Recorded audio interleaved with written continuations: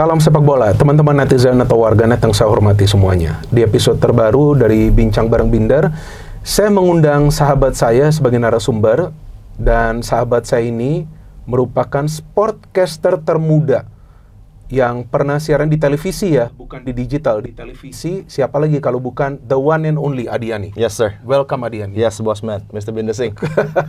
My mentor juga. Gak. mulai. Adi luar biasa, pintar sekali dalam mengartikulasi kata-kata pada saat siaran. Dan Adi ini dikenal punya banyak insight yang kita sebetulnya nggak tahu. Tapi Adi ini sering mendapatkan informasi itu karena banyak membaca, mungkin banyak juga mendapatkan informasi-informasi lainnya. Nah, ini musim siaran berapa liga? 8. Dia siaran hampir berapa liga lu siaran? Premier League pasti kan. Okay. Premier League, Serie A, Eredivisie, Bundesliga. Yeah. 4, Super League, Liga Indonesia semua. Ya, Liga Indonesia semua, sampai Liga 3, Liga 4 pernah juga. Yeah. Tuh, gila, gak benar-benar. Ini ensiklopedianya sportcaster ini. Dan dia bisa hafal loh nama pemain, historinya. Ya kan setiap hari kita on a daily basis. Bahkan semalam aja baru siaran Persib ya. Persib ya. Tapi kita gak bahas sepak bola Indonesia. Kita bahas English Premier League. Because EPL is gonna start, akan mulai weekend ini.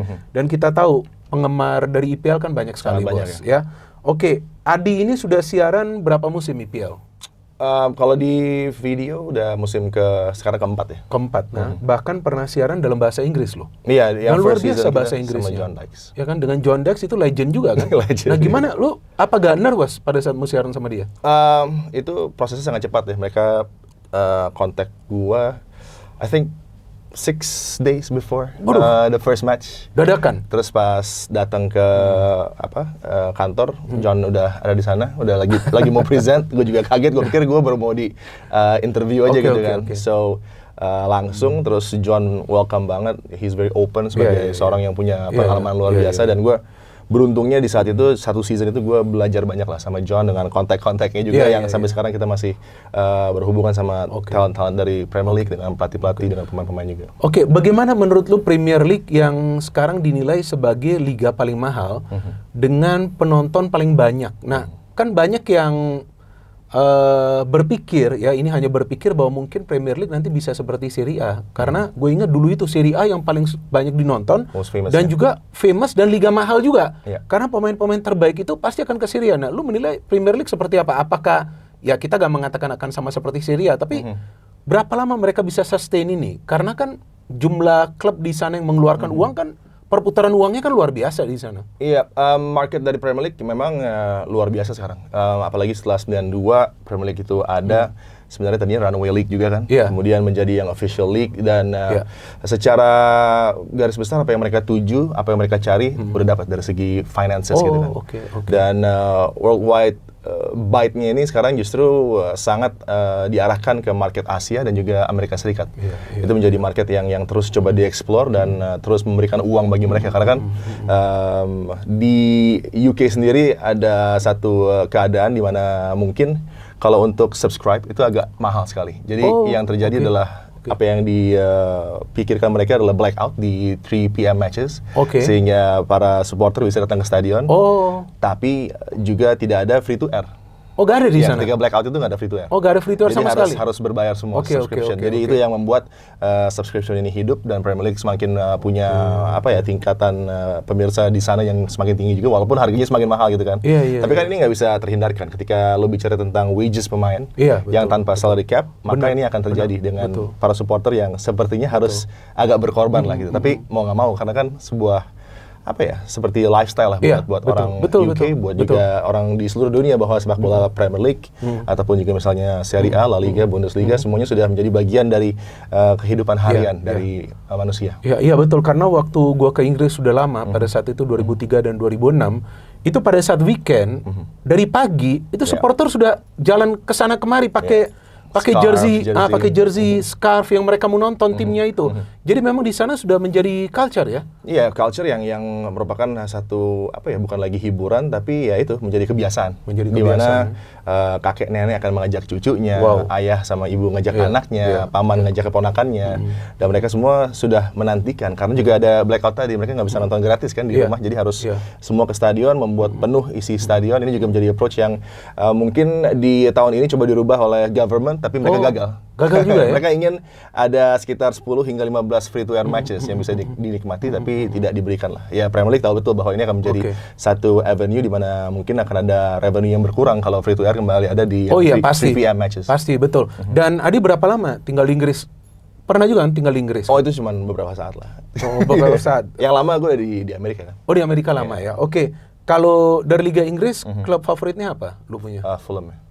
Kok Fulham? Kan gue tinggal di area situ. Jadi kan biasanya gitu kan, yang terdekat itu yang lo support, dan gue kebetulan punya pengalaman yang bagus dengan Fulham. Gue datang, gue punya connection yang enak gitu sama tim itu, jadi ya sampai sekarang gue support Fulham lah. Hebat juga. Iya, kalau keluarga gue Manchester United. Oh, Manchester United ya. Apa ada gak ya supporter Fulham di sini? Kalau ada kasih komentar di kolom komentar. Gue kayaknya kalau Fulham ya. Fulham, ya. Siapa pemain favoritnya? Coba gue pengen tahu. Terbaik yang sekarang Anthony Robinson gue. Oh, itu bagus. Betul, yang dulu gue suka Hangeland, Brede Hangeland, kapten dari Norway. Oh, ada ya dulu ya di sana. Gue aja nggak tahu loh. Dulu ada Danny Murphy, ada Zoltan Gera. Iya, itu gue tahu. Ya, terus Bobby Zamora. Mereka punya stadion tuh itu banget ya, keramat banget ya. Craven Cottage masih sama. Sekarang udah nggak terlalu se-old school dulu, udah ada sisi-sisi yang tribun barunya yang tentunya membuat kalau kita melihat ke arah Thames, udah ada satu stadion yang di sisinya udah modern lah, di sisi rivernya. Udah modern ya. Ini menarik juga nih, ada fan dari Fulham nih. Gila, gak nyangka gue. Oke, bos, ini sekarang Premier League mau dimulai. Yes. Ya kan? Yang menarik nih, ada banyak tim selain City dan juga Liverpool yang sekarang ingin menjadi juara. Karena kelihatan dari pergerakan transfer market, banyak tim yang berani mengeluarkan uang besar untuk mendapatkan target mereka, karena sepertinya ingin menghentikan dominasi City dan Liverpool. Karena kita tahu dalam beberapa musim terakhir, kalau nggak City beberapa kali berturut-turut, terus Liverpool. Ya kan, musim lalu, jujur gue gak nyangka Liverpool yang bisa menjadi juara, pelatih baru, mereka cuma beli satu, Chiesa, ternyata mereka juara. Bahkan mereka dari awal sudah mainnya sudah bagus. Nah, ini kan banyak tim ini lagi mengeluarkan banyak dana ya untuk membeli pemainnya. Kalau kita jangan ngomongin soal kekuatan dulu, tapi gue ingin bicara soal pergerakan di transfer market. Menurut lo tim mana nih yang mengindikasikan bahwa memang tim ini betul-betul serius untuk bisa menjadi juara? Ya, gue bicara soal top 5 atau top 6 ya. Kita jangan bicara soal tim-tim papan tengah. Menurut lo tim mana sih yang berani mengeluarkan uang? Pokoknya mau jadi juara nih. Outside dari sang defending champion Liverpool, yang sangat serius juga untuk bisa merebuild cepat ya, karena kan kemarin di musim lalu mereka punya chance hanya 5.1% untuk bisa menjadi juara, tapi juara dengan kontinuasi dari tim Jurgen Klopp. Sekarang beberapa anggota dari tim Jurgen Klopp seperti Trent sudah keluar gitu kan, dan ini menjadi challenge justru buat Slot karena timnya pemain-pemain yang dia pilih. Itu sudah sangat wajar sebagai defending champion, lo coba untuk memperkuat dan mengupgrade squad lo dengan lo melihat ada challenge nih dari tim-tim lain. Dan yang paling serius menurut gue di window ini untuk bisa benar-benar memberikan challenge dan mungkin one up dari situasi mereka di musim lalu yang juga lolos ke Champions League adalah Chelsea. Chelsea menurut gue melakukan spending yang sangat tepat, yang sekarang lebih terukur, lebih terencana. Kalau ketika Todd Boehly masuk di awal, membeli semua blue chip dari Eropa, semua pemain under 23 yang terbaik dikumpulkan. Ini kan sistem the way that American sports is built. Ketika lo ambil rookie first round dengan first pick yang lo dapat, ketika lo tim yang di season sebelumnya buruk, lo dapat kemungkinan untuk bisa mendapatkan di first round pick.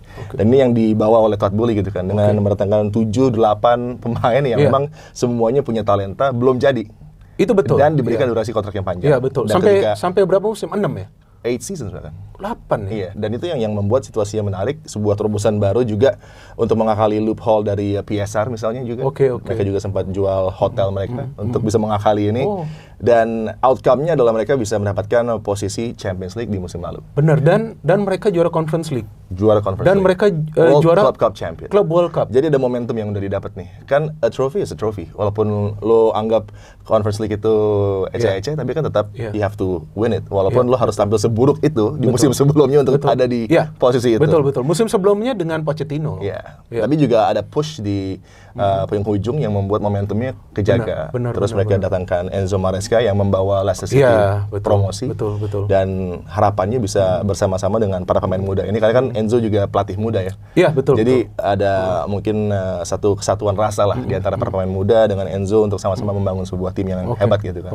Outcome-nya sekarang mereka berlaga di Champions League, juara di Club World Cup juga bukanlah hal yang mudah dengan temperatur di Amerika Serikat yang luar biasa, dengan challenge dari tim-tim yang hanya dari Eropa gitu kan, tapi mereka bisa.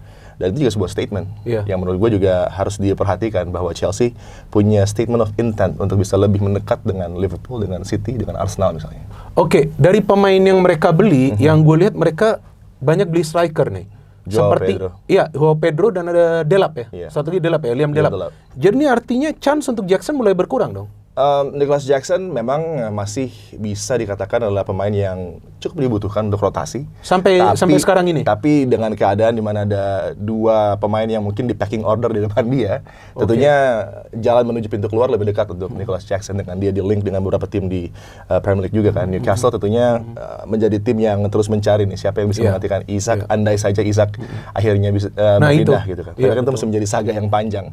Kemudian tim-tim di Serie A, AC Milan, Juventus yang juga tertarik dengan apa yang ditawarkan oleh Nicholas Jackson. Oke. Ya, jadi kemungkinan besar mungkin seiring berjalannya waktu Jackson akan keluar. Tapi lu lihat di Chelsea, midfield mereka sebetulnya bagus loh ini. Ini kalau bagi gue the best midfield. Solid ya kan, dengan Enzo, dengan Caicedo. Nah, lu lihat siapa pemain dari Chelsea yang di tengah ini yang kira-kira akan menjadi kunci bagi mereka? Pedro Neto kalau gue. Di musim ini Pedro Neto di posisi flank, apalagi yang dia peragakan di World Club Cup juga. Ini pemain yang mungkin menjadi bahkan opsi kedua in terms of goal scoring.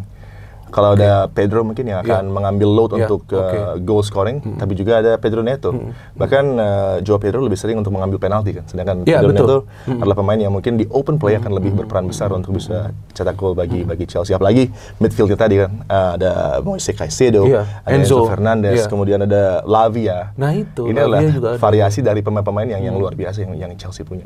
Cole Palmer, jangan lupa. Cole Palmer is a candidate for maybe kalau Chelsea bisa mengejutkan sampai ke peringkat 2 misalnya. I think he'll be player of the season di musim. Tapi kan banyak yang ngomong kalau runner up itu udah milik Arsenal. Iya kan, udah gak bisa digeser itu runner up. Mengambil target untuk 4 season beruntun. Oke, menarik ini dari Adi Chelsea. Gue gak nyangka jawaban lu akan Chelsea. Karena gue pikir mungkin jawaban lu MU. Sekarang kita geser ke MU dikit. United, Kenapa United? Karena gue ngelihat United sepertinya ingin membenahi frontline mereka. Frontline kenapa? Mereka mengontrak banyak nih pemain depan juga. Bahkan mereka bisa mendapatkan Sesko. Oke, Sesko ini kan sebelumnya juga dihubungkan akan ke Premier League, tapi gak jadi. Bahkan ke Barcelona ya? Bahkan ke Barca ya kan, gak tahu kenapa gak jadi. Bahkan ke Madrid juga pernah juga, karena Madrid butuh itu hari untuk gantinya Benzema. Tapi Sesko mungkin pada saat itu masih terlalu muda ya. Masih terlalu muda. Yang gue mau nanya bukan soal kenapa MU beli Sesko. Oke, MU perlu Sesko karena mereka ingin front line-nya itu lebih bagus. Gue pikir Højlund dan Zirkzee ini gue gak ngerti kenapa kenapa Ten Hag beli. Oke lah, Ten Hag udah keluar itu udah cerita beda. Tapi kok Sesko mau ke Manchester United? Kenapa? Apa alasan menurut lo Sesko mau ke MU? MU ini kan musim lalu trophyless kan? Betul kan? Kalah di trophyless, bahkan kalah sama Tottenham. Iya, kalah sama Tottenham di final Europa League. Iya kan, dan mereka lebih banyak kalah juga di kandang mereka sendiri. Nah, apa menurut lo alasan Sesko ini sampai mau ke Manchester United? Project yang ditawarkan oleh Ruben Amorim. Mungkin juga sekarang sudah clear dengan Brentford yang tidak lagi menjadi bagian dari manajemen. Wilcox punya kendali penuh dan Jason Wilcox is a footballing person. Iya, itu betul. Dan ketika dia menjadi pemain juga hebat di Blackburn misalnya di Southampton, kemudian ketika dia coba pegang kendali di front office juga terbukti gitu kan di City apalagi. Jadi ketika berbincang dengan seseorang seperti ini yang punya visi, kemudian ada Ruben Amorim yang juga punya target dan coba membangun sebuah tim dan tentunya Šeško tertarik karena dia akan menjadi center point dari lini serang United. Kalau mungkin dia pindah ke tim lain, mungkin dia coba untuk masuk tapi belum tentu menjadi starter gitu kan. Di sini dia bisa menjadi pemain yang trying to prove a point dan coba untuk bisa menjadi vocal point utama. Apalagi juga secara pembelian United di musim yang kali ini tepat menurut gue karena statistik you have Matheus Cunha, you have Bryan Mbeumo. Dua pemain ini adalah pemain yang statsnya di Premier League top 5. Ini dua. Sekarang tinggal kurang Jean-Philippe Mateta mungkin untuk didatangkan, tapi kan udah ada Šeško gitu kan. Ya udah ada Šeško, betul. Tapi kenapa Onana masih dipertahankan? Iya, gue agak bingung juga dengan kiper ini. Ya, kalau bicara tentang penjaga gawang yang bisa distribusi, tentu Onana harusnya bisa gitu kan. Tapi mungkin ada situasi di mana dia selalu saja berganti partner di backline. Itu benar. Musim lalu kan 19-20 kali United berganti partner dengan kendala-kendala cedera betul. dan segala macam masalah yang ada di tim tersebut gitu kan. Tapi kalau misalnya settle di backline-nya dengan pemain-pemain yang itu-itu aja, mungkin Onana akan lebih nyaman gitu. Dan kalau misalnya Gigi Donnarumma yang di link, tentunya ini yang mengherankan karena Donnarumma bukanlah kiper yang punya kemampuan untuk bisa passing misalnya, bisa distribusi bola dengan baik, tapi memang dari segi shot blocking one of the best. Iya betul si ini Donnarumma kan. Tapi yang menarik lagi, MU sudah melepas Eriksen dan MU rencananya akan melepas Casemiro. Apakah menurut lu Mount bisa masuk ini? Karena Amorim kayaknya percaya banget ke Mount. Ya kalau Mount di double 10-nya Ruben Amorim selalu dipikirkan ya. Bahkan yang sempat dicecar oleh fans juga sendiri dari Manchester United, mengapa Mason Mount jadi starter. Itu yang juga gue bingung, kenapa? Because there's a belief dari Amorim bahwa sebenarnya dia punya capacity, dia punya knowledge, dia punya pengalaman juga dengan Chelsea sebagai juara Champions League, kan Mason Mount pegang peran di midfield gitu. Tapi memang mungkin final kemarin adalah final yang terlalu cepat buat Mount untuk start dengan masalah dia cedera yang cukup panjang gitu kan. Betul. Dan gue lebih menarik lagi nih menunggu soal Maguire. Ya karena Maguire ini sejak ditangani oleh Amorim, performanya beda total, bos. Serius loh, gue lihat performanya beda total dan yang menarik, gue gak tahu lu baca atau enggak statement dia mengatakan kepada pemain-pemain baru MU ini, Šeško, Matheus dan juga Mbeumo, dia bilang ya siap-siap untuk dihujat. Nah itu bukannya bisa menjatuhkan mental mereka, dia udah ngomong dulu siap-siap dihujat. Artinya begini, dia mengatakan kalian gak perform satu kali aja, udah pasti kalian diteror. Karena ini Manchester United, tim yang gua taruh di bracket istimewa dengan bracket Real Madrid, the Barcelonas, the Bayern Munchens, Liverpool. Ini adalah tim di mana lo masuk, lo harus langsung punya end result.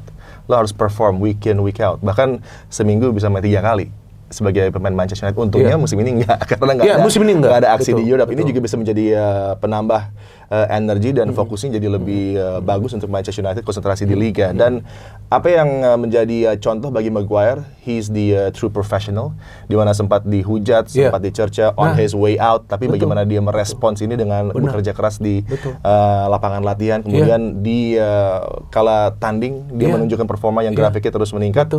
Ini juga justru adalah pemain-pemain yang dicari oleh Amorim sebagai leader kan. United nggak selalu dalam posisi yang nyaman gitu. Dan ketika dalam keadaan seperti ini, maka siapa nih leader-leader yang perform? Ternyata Harry Maguire yang kerap kali step up, apalagi di laga Europa League menghadapi Olympique Lyon kan dia begitu. Itu bagus ya, itu bagus. Ya heroik, ya betul. Oke, yang lebih menarik lagi soal Amorim. Ya kan banyak yang berharap Amorim bisa merubah style of play dari MU dan dia coba lakukan itu dengan 3 center back, mainnya lebih menyerang ya, tapi defense selalu menjadi masalah. Kalau nggak salah Roy Keane yang pernah mengatakan atau Gary Neville bahwa dia nggak cocok nih sebetulnya melatih MU sama seperti Ten Hag. Gue lupa atau siapa yang mengatakan seperti itu musim lalu. Tapi Amorim ini masih diberikan kepercayaan, oke lah bisa sampai final Europa League. Tapi apakah Amorim bisa change Manchester United? Apakah dia bisa change MU menjadi tim yang kompetitif di Premier League untuk menjadi juara gitu? Karena ya pastilah fans dari MU maunya MU menjadi juara dong. Bukan cuman runner up gitu, bukan artinya karena runner up udah milik Arsenal, enggak. tapi mereka mau compete dong di atas untuk kembali ke posisi tersebut. Kayak Mourinho pernah bawa tim ini compete di atas kan. Mindset yang harus dirubah ya, karena ada beberapa kendala dari segi mentality, approach menuju sebuah season. Amorim coba untuk mungkin terlalu cepat untuk bisa mengimplementasikan apa yang dia inginkan kepada para pemain dalam durasi yang nggak panjang. Dia juga terus komplain di musim lalu dengan training session yang sangat kurang dengan mereka berlaga di Europe, ada traveling time, balik lagi ke Manchester harus istirahat 2 hari kemudian main lagi gitu kan. Jadi sekarang ada fleksibilitas, ada waktu yang didapat oleh Ruben Amorim dan juga ada pemain-pemain yang sudah didatangkan sesuai dengan apa yang dia inginkan. Itu betul. Jadi kan tactical approach dari Amorim adalah tentunya hardworking players yang bisa bermain two ways. Oleh karenanya pemain seperti Garnacho misalnya, Marcus Rashford tidak mungkin bisa menjalankan apa yang diinginkan Amorim karena going back mereka punya masalah gitu kan. Dan ini menjadi satu keadaan yang directify, datangkan pemain-pemain yang mungkin punya karakteristik sesuai dan bisa membantu workload juga dari Bruno Fernandes misalnya. Matheus Cunha bisa melakukannya dan ini menjadi satu season sekarang justru challenge-nya semakin besar untuk Amorim untuk bisa memperbaiki situasi di Manchester United. Dan gue yakin bisa, apalagi kalau misalnya sekarang yang di link adalah Carlos Baleba. Iya, tapi belum jadi kan? Kalau itu jadi dengan triple digit 110 mungkin. Rekor juga, bisa pada rekor akhirnya juga nanti, itu. million pounds. Tony Bloom seperti biasa ini adalah shrewd businessman dari Brighton yang sudah menjual Caicedo juga dengan triple digit kan. Betul. Dan sekarang ada Baleba. Kalau menurut gua, kalau Carlos Baleba bergabung dan gua paham betul mengapa dia diinginkan Amorim. Karena you can't play with Kobbie Mainoo, with Ugarte, Casemiro in terms of covering the situation in that midfield. Karena harus ada 2-3 posisi yang dimainkan dan mereka nggak bisa seperti itu. Tapi Baleba yang bisa memberikan complement dan kenyamanan bagi pemain seperti Mbeumo, Cunha, Bruno Fernandes untuk tidak lagi memikirkan how to defend karena ada Baleba. So kalau ini dapat dan harus dapat menurut gue untuk Manchester United, ini bisa mengkatrol 4-5 posisi di table untuk Premier League. Apalagi cara bermain Brighton tuh sebetulnya mirip dengan style of play yang Amorim mau pakai di Manchester United. Tapi tadi menarik lu ngomong soal Rashford. Rashford sudah ke Barca, ya kan? Garnacho ini sekarang yang mau dibuang. Iya kan? Kemungkinan ke Chelsea dia. Padahal kan yang gue lihat Garnacho ini mainnya waktu dengan Ten Hag, dia player yang benar-benar bagus loh, yang sering perform loh. Dengan Amorim juga awal-awal perform, sampai kemudian yang kita lihat attitude dia seperti apa. Tapi bukankah Garnacho juga diperlukan MU? Kan usianya juga masih muda. Sebenarnya yang membingungkan adalah bagaimana pemain-pemain yang dari Academy United justru tidak memberikan penampilan yang sesuai, attitude yang sesuai dengan apa yang dibutuhkan seorang pemain Manchester United. Nggak cuma di lapangan, tapi juga di luar lapangan. How they act di social media juga mungkin kurang enak dilihat. Dan Garnacho adalah tipikal pemain yang juga memperhatikan betul apa yang terjadi di social media. Dan dia pandai memainkan ini. Tapi sayangnya on the pitch dia tidak bisa perform sesuai dengan apa yang diinginkan oleh Ruben Amorim. Jadi ini menjadi masalah gitu kan. Pun juga dengan Marcus Rashford yang di loan ke Aston Villa, tapi kemudian juga cedera gitu kan. Opsi terbaiknya dengan tahun World Cup tentunya dua pemain ini dibutuhkan juga oleh Argentina, oleh England. Potensinya mereka bisa bermain di kesebelasan nasional. Jadi ini menjadi keputusan yang bijak bagi both sides lah untuk melepas Rashford loan ke Barcelona, kemudian juga Garnacho potentially ke Chelsea. Iya, dan juga Chelsea kan udah jual Madueke ke Arsenal kan. Tapi kita jangan bahas Arsenal dulu. Jangan dulu. Kita bahas soal the noisy neighbor yang sekarang katanya udah gak berisik lagi karena sering juara, Manchester City. Kenapa mereka gagal sih musim lalu? Just because of Rodri yang cedera. Masa satu pemain aja cedera langsung jadi begitu permainannya? Ini adalah tim yang 82,5% bakal mampu diprediksi mempertahankan gelar.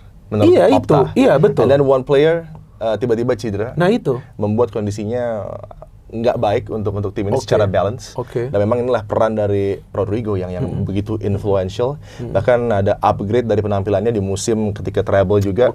In terms of goal scoring mulai terlibat lebih banyak. Itu betul. Dia go more forward aggressively. Lebih berani dia. Ya, pemain yang memang begitu mahal ya yang ada di midfield dari Pep Guardiola. Dan ketika dia nggak tick, bahkan membuat semua pemain yang tadinya performing stabil, pemain-pemain seperti Bernardo Silva, Phil Foden, semua menurun. Apalagi Erling Haaland, apalagi cedera juga kan. Jadi itu adalah knock-on effect dari betapa pentingnya sang pemain yang hilang ini. Dan Pep sekarang coba untuk bisa memberikan cover lah dengan adanya Tierney Reinders yang punya kemampuan yang juga menurut gua justru lebih lengkap dari Rodrigo kalau bisa di upgrade oleh Pep ya. Karena Pep kan tipikal coach yang bisa memberikan adisi-adisi yang pas untuk seorang midfield gitu kan. Dan Reinders dari segi goal scoring lebih banyak dengan potensi double digit setiap musimnya. Di Milan kan dia gitu kan. Dan ini adalah pemain yang juga dibutuhkan lah oleh Man City. Iya, tapi yang menarik bahwa City bisa beli pemain dari Uzbekistan, pemain dari Mesir. Why not high profile player lagi seperti Haaland tempo hari mereka beli? Lu apa pemikiran lu seperti apa? Young players yang bisa dibentuk.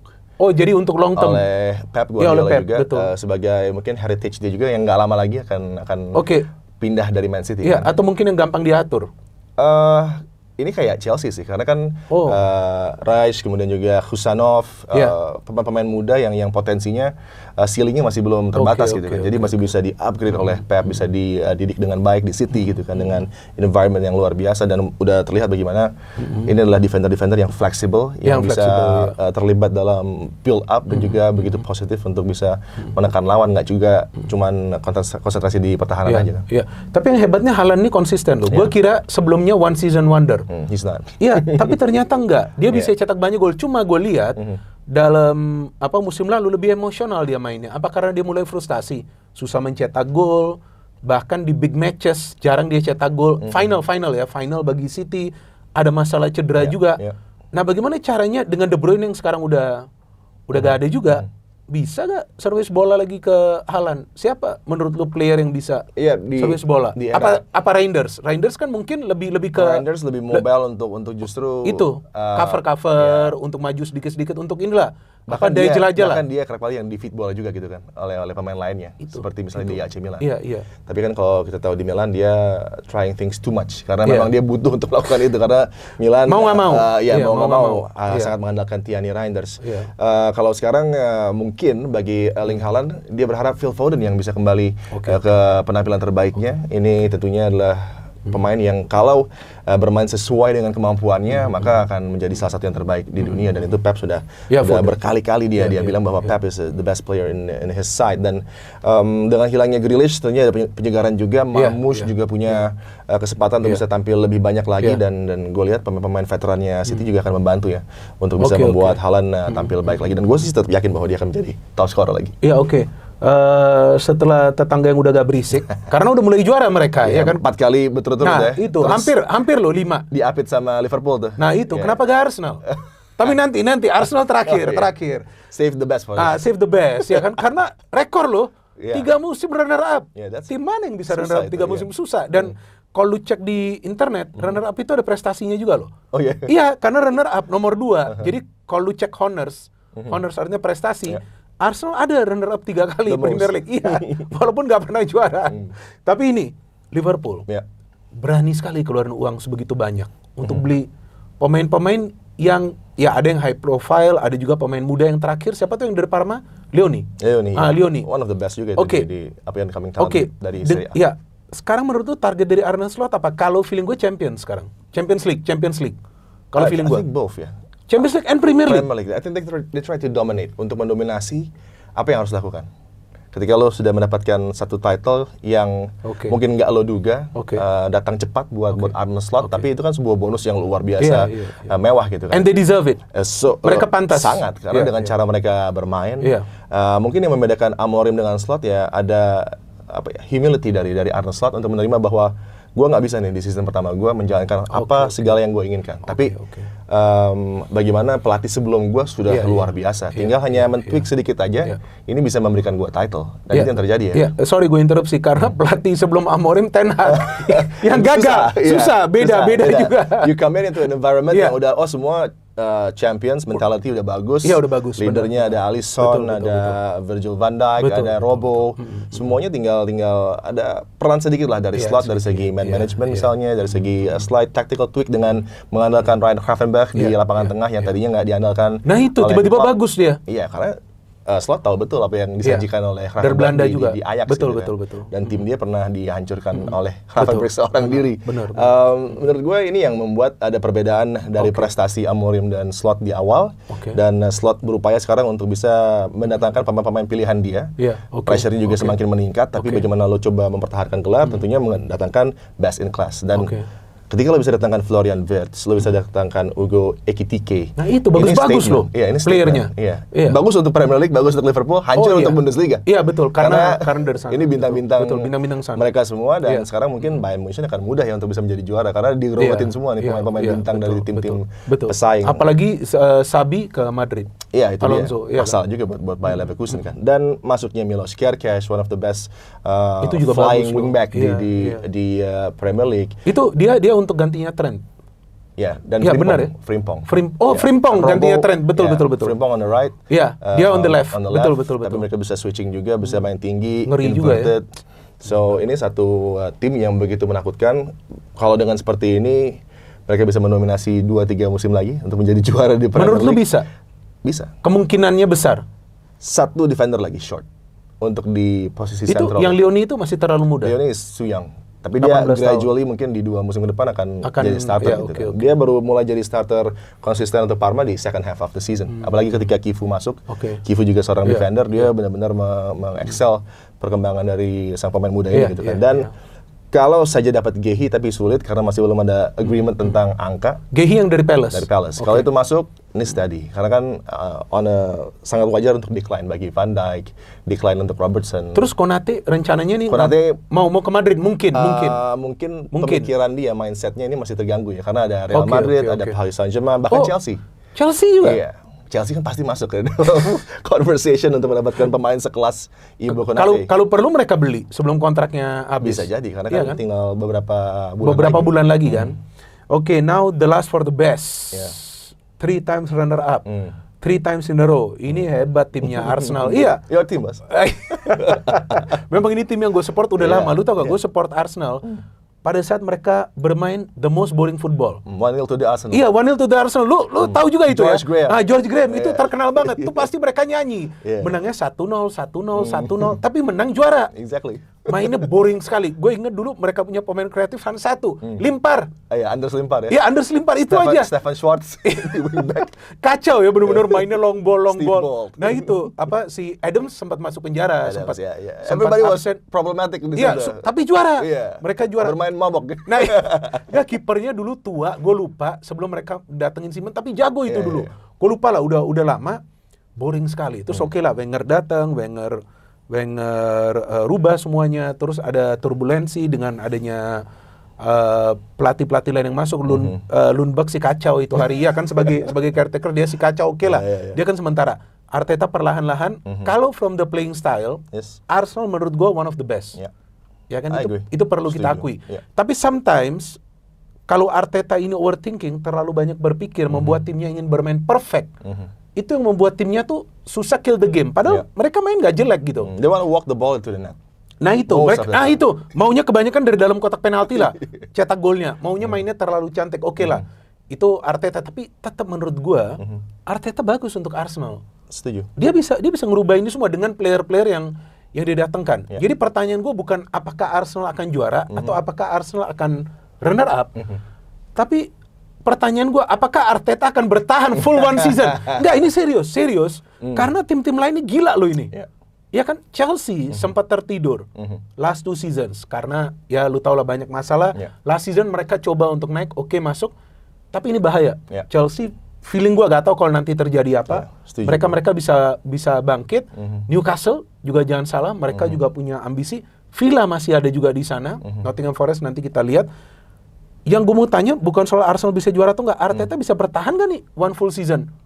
Menurut gue sih 1 season akan dikasih ya. Ini 1 full season? Akan dikasih. Apapun hasilnya? Enggak, maksudnya enggak sampai di tengah, enggak sampai full, pasti sampai full. Because ownership, front office, semua I think behind Arteta. Arteta is a good coach. Itu benar. On the pitch, merubah culture juga dari tim Arsenal. Dan ini mungkin menjadi final straw buat Mikel juga gitu kan. Semuanya on the line sekarang karena apa yang dibutuhkan dia sudah ada semua. Didatangkan semua. Extra midfielder, Subimendi, ada forward yang akhirnya datang juga, Gyökeres. Mungkin kalau Arsenal fall short lagi, nggak menjadi kampion, mungkin this is the last time. Ini terakhir dia ini musim. Tapi Mikel nggak akan kemana-mana karena gue yakin City akan coba mengambil Mikel. Untuk menggantikan Pep Guardiola. Dan kayaknya cocok karena cara bermainnya begitu. Oke, biasa kan alasan yang gua pakai ya karena Arsenal gak ada striker. Now they have kan? one of the best. Kan dia selalu mainkan striker palsu, bahkan musim lalu Merino sempat jadi false nine. Awalnya kurang bagus tapi terus mulai cetak gol. Sekarang dia kan udah ada nih, Gyökeres. Tapi gua balikin lagi bos, man. di musim lalu di Januari there's a chance untuk Arsenal mendatangkan that center forward dan ada financesnya. Tapi apakah Mikel adalah pelatih yang membutuhkan seorang center forward di taktik dia? Gua nggak terlalu yakin. Jadi akan ada kompensasi nih dari Arsenal, dari Mikel juga untuk bagaimana kita bisa menampilkan Gyökeres dalam kondisi terbaiknya. Di mana dia nyaman di lini serang, bola-bola seperti apa yang dia suka. Tapi tentunya akan ada adjustment yang mungkin butuh waktu juga untuk the midfielders, untuk the wingbacks, untuk tahu apa yang disukai oleh Gyökeres. Jadi harus sabar juga nih, nggak langsung misalnya first game lawan Manchester United bisa nyaman.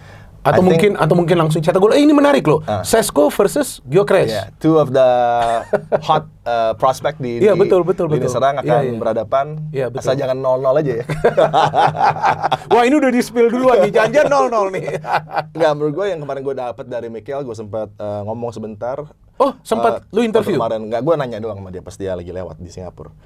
Karena gue ngobrol banyak justru sama Gabriel Heinze. Karena gue respect dengan apa yang ditampilkan Heinze sepanjang dia main gitu kan. Abis itu gue tanya ke Mikel, why do you choose Gabi Heinze to be added to your staff? Kenapa? Menurut dia, you will be surprised dengan apa yang bisa ditawarkan Gabi Heinze, physicality buat para pemain, dan know how to win on the pitch, dan di lapangan latihan lo lihat kan bagaimana Heinze membuat situasinya kayak lo perang sama musuh-musuh. Begitu. Ya, dan itu adalah mungkin satu karakter yang hilang lah, yang belum ada dari Arsenal ketika mereka come very close dalam 3 kesempatan gitu kan. How to win ugly juga dengan tampil nggak harus selalu cantik. Dan ini adalah satu lagi dimensinya ditambah oleh Gabi Heinze yang menurut Mikel akan sangat membantu. Juga dia terlibat juga dengan Jover untuk set piece situation, tapi defending. Dalam defendingnya. Arsenal one of the best. Tapi sering cetak gol dari set piece. Dan defense terbaik di Premier League, tapi lemah ketika mengantisipasi set piece defending. Betul. Karena last season the best, sebelumnya enggak, tapi sebelumnya lagi juga the best. Artinya yang paling sedikit kebobolan. Tapi Arsenal kan udah lepas Partey. Jorginho juga udah gak ada. Zubimendi ini bisa gak Klopp? Karena waktu Merino pun butuh waktu loh dia. Iya, tapi dari pre-season, dari apa yang kita lihat dari Zubimendi, dari karakter yang dia pertunjukkan, dari bagaimana gaya dia bermain, fit dengan pas. Tinggal yang menjadi keadaan yang harus diperhatikan adalah Bukayo Saka. Most important player, workload-nya harus dibagi sama pemain lainnya. Sekarang udah ada Madueke, udah ada banyak pemain yang bisa membantu dia. Ethan Nwaneri juga ada gitu kan. Ini alangkah lebih baiknya workload-nya dibagi. Jadi nggak cedera panjang gitu. Karena kalau Bukayo cedera, praktis Arsenal punya chance untuk jadi juara akan berkurang, pun juga dengan Declan Rice. Jadi kalau Bukayo Saka fit dan untuk sepanjang musim, I think ini akan menjadi season di mana sangat ketat. Ya, potentially Arsenal untuk menjadi juara sangat besar. Tapi kita tahu Liverpool juga kan. Juga dengan Man City dan Chelsea. Dengan Man City dan Chelsea. Tim-tim kita sudah bahas yang di atas, yang musim lalu di atas. Tapi gue ingin tanya, menurut lo akan ada tim kejutan lagi gak? Seperti Forest musim lalu. Kalau menurut lo, siapa kira-kira kalau ada kejutan, tim mana nih kira-kira yang bisa membuat kejutan? Apa mungkin yang salah satu yang promosi? Tapi kayaknya berat kan? Promosi berat ya. Kan? Promosi bisa Burnley, Sunderland kayaknya bisa balik. Automatically langsung. Gua jangan Burnley yang jatuh itu Scott Parker. Pernah kan dihajar kan timnya Scott itu. Scott Parker selalu gagal untuk bisa tampil baik membawa tim di Premier League karena dia cuma punya one way of playing. Dan menurut gua Burnley automatically akan turun lagi. Sunderland juga dengan pembelian yang terlalu banyak menurut gua. Walaupun Dreyfus adalah owner muda yang memang punya ambisi gitu kan, tapi mereka akan mungkin sulit lah untuk bisa bersaing. Dan menurut gua yang akan turun justru bukan Leeds, tapi Brentford, karena memang situasinya dengan pergantian pelatih Thomas Frank yang begitu influential. Ini salah satu pelatih terbaik konsisten di Premier League dalam 3 musim terakhir. Dia pindah ke Tottenham, tapi di Tottenham dia kena budaya klasik. Tottenham is Tottenham. Mereka udah gol 2 gol juga kalah adu penalti. Kan 2-2 terus adu penalti kalah. Dan Son udah gak ada juga. Sonny gak ada. Tapi Tottenham tetap menjadi tim yang menurut gue patut diwaspadai. Mungkin akan membaik situasi karena pelatih ini, karena Thomas Frank. Bisa masuk ke top 6 maybe. Bisa juga. Sekarang yang ingin gue tanyakan soal ini top score. Musim lalu tuh kan Salah. Di bawahnya ada Isak, terus ada Haaland. Haaland sekarang kan ada 2 striker baru yang masuk ya. Si Gyökeres dan juga Sesko. Nah, will it be the same player, maksudnya antara Salah, Isak dan Haaland, atau menurut lu di first season nih seperti Haaland tuh. First season tahu-tahu langsung bawa City menjadi juara top score. Apakah bisa Gyökeres sama Sesko, atau jangan-jangan flop juga mereka? Kalau Gyökeres gue masih mengatakan bisa. Tapi kalau Šeško mungkin 15 is maximum mungkin ya buat ya ini feeling ya. kita aja karena kan dibagi juga sama Matheus Cunha sama Brian Mbeumo. Mbeumo juga kita harus lihat bagaimana dynamics dia di lini serang dari United karena kan kalau di Brentford dia go to guy-nya, dia outlet-nya, dia terlibat di set piece juga. Kalau di United kan workload-nya akan dibagi. Iya, akan dibagi. Jadi memang ini adalah satu kerjasama tim lah di antara tiga pemain baru ini untuk bisa membuat situasinya lebih baik untuk United. Jadi dari segi goal scoring mungkin Šeško bisa di 15, Mbeumo ada di 10, itu sudah menjadi return yang bagus. Tapi gue melihat justru kejutan ya. Kalau Gyökeres, gue juga agak percaya bahwa dia akan bisa melewati 15 lah. 15 gol tapi nggak akan bisa menyentuh Erling Haaland menurut gue. Tapi yang terdekat menyentuh Haaland outside dari Isak misalnya, dari Ekitike juga bisa, tapi gue melihat Dominic Solanke justru. Solanke? Yang dari Tottenham. Bisa ya. Outside chance buat ya gak masalah, itu kan feeling you. Iya. Oke. Gue feeling bahwa Solanke akan menjadi pemain yang mungkin out of the radar, tapi akan menjadi pemain yang sangat dibicarakan karena akan perform luar biasa dengan sistemnya Thomas Frank. Iya. Oke, kalau feeling gue seandainya nih Isak nih bisa stay dan tidak lagi berpikir untuk pindah. Dan Newcastle will be better. Newcastle akan lebih bagus dan feeling gue dia bisa juga loh. Karena nih pemain dalam 2 musim terakhir jago banget mainnya. 23 goals. Iya, 23 goals kan last season. Oke. Sekarang yang gue ingin tanyakan yang terakhir ini prediksi kita, tapi pertama lu dulu yang harus kasih prediksi. Kalau menurut lu dengan segala bentuk aktivitas di transfer market, which team has the chance atau has the highest chance, tim mana yang punya peluang yang besar? Kita tidak mengatakan pasti. Ini hanya feeling kita, ya kan? Tapi gue mau lu dulu yang prediksi. Kalau menurut lu tim mana yang punya, ini harus one team, gak bisa 2, gak bisa 3. Tim mana yang menurut lu punya peluang yang besar untuk menjadi juara musim depan? Masih Liverpool. Masih Liverpool? Masih Liverpool. Oke, apa alasan lu? Masih Liverpool dengan pemilihan pemain yang menurut gua tepat, dengan pemain sekelas Florian Wirtz yang bisa berbuat banyak di sisi kreasi dan juga goal scoring karena dia juga double digit untuk Bayer Leverkusen. Ini league yang baru tapi dia pemain yang udah begitu nyaman, diberikan peran free roll. Ugo Ekitike akan menambah daya dobrak dari front line Liverpool, apalagi Isak. Kalau Isak masuk, kalau jadi masuk di penghujung, ini akan menjadi pemain yang mengamankan title untuk Liverpool lagi.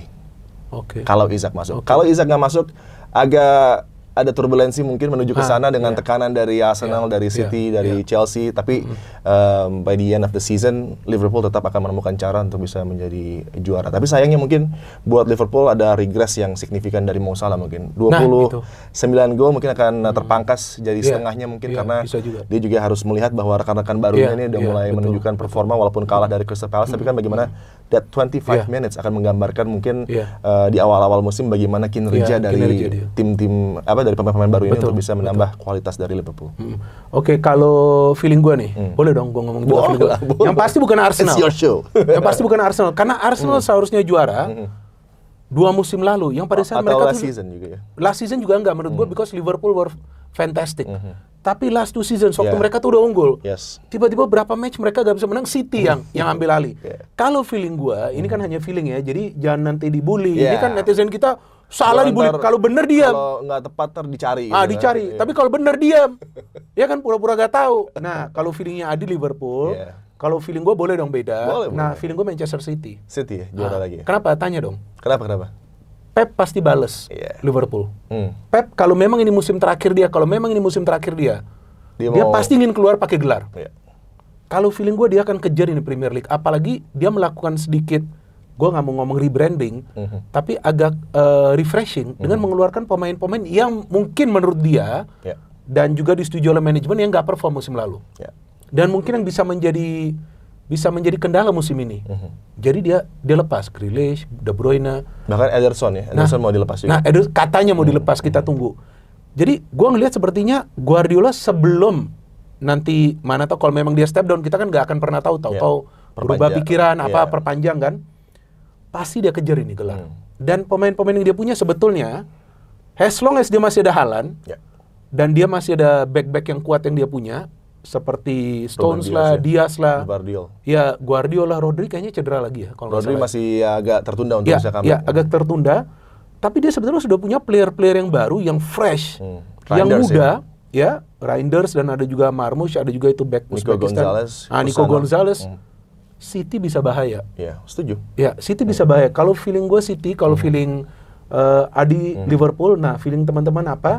Ya kalau memang ada yang feeling Arsenal gak masalah. Iya, karena boleh punya tulis roster aja. yang luar biasa juga gitu. Tapi ada hot take dulu nih untuk match pertama, Bosman. Molineux buat Man City. Bahaya. Oke, itu City. Enggak, gue ingin nanya lo soal ini Super Sunday. Oh iya. MU versus Arsenal. Yes. Gimana menurut lo akan jalannya pertandingan? Hati-hati ya. Kedua tim. Gak bakal all out? No. It's the first game of the season. Mereka cari aman. Menurut lu gimana? Tapi kan main di MU. Mereka bisa rela untuk kehilangan 2 poin. Karena ini first game of the season. Oke. United akan coba membuktikan diri bahwa mereka sekarang bisa berbicara lagi dari sisi top 5 misalnya untuk bersaing dengan Arsenal juga di papan atas. Tapi ya tentunya dengan tim yang disiapkan oleh Mikel yang luar biasa ini akan sulit juga buat Manchester United meraih kemenangan di Old Trafford. Jadi gue melihat akan saling membatalkan, akan ada kehati-hatian juga dari Mikel agar nggak kalah juga di laga away kan selalu tricky gitu kan. I think it's a scoring draw. Scoring draw, maybe 1-1 or 2-2 ya. Yeah. Kalau nggak tahu kenapa gue feeling MU menang first game. Tapi statement. Iya statement. Tapi habis itu nggak tahu mungkin. Ya tapi mungkin first game menang ya kan dihajar. Mungkin setelah itu gue nggak tahu seperti apa. Karena ini pembukaan main di Old Trafford.